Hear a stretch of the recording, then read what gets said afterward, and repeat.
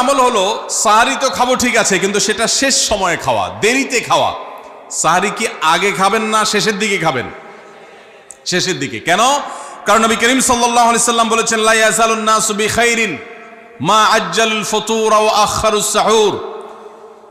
এই উম্মত, মুসলিম জাতি ততদিন পর্যন্ত কল্যাণের উপর প্রতিষ্ঠিত থাকবে, তারা কল্যাণকে স্পর্শ করতে পারবে যতদিন পর্যন্ত তারা সাহারি তাড়াতাড়ি খাবে না দেরিতে খাবে? দেরিতে খাবে।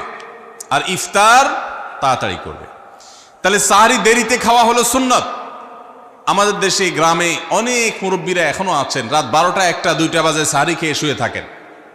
তারা চিন্তা করেন পরে খাইতে গেলে আবার বর্ডার ক্রস হয়ে যায় কিনা, সীমা লঙ্ঘন হয়ে যায় কিনা, রিস্ক নেওয়ার দরকার কি, এই জন্য 12টার সময় খেয়ে রাখি।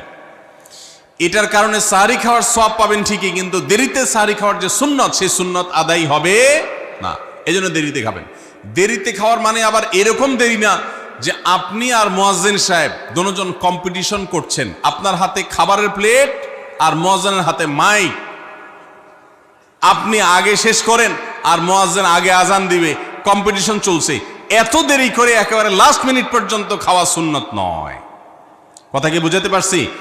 কয়েক মিনিটের গ্যাপ রেখে তারপরে খাবার শেষ করবেন। কারণ নবী করিম সাল্লাল্লাহু আলাইহি সাল্লাম সাহারি খেয়ে শেষ করে ফজর নামাজ শুরু করতেন, এর মধ্যে 50টা আয়াত পড়ার মতো গ্যাপ রাখতেন, অর্থাৎ প্রায় 10 মিনিটের মতো একটা গ্যাপ থাকতো।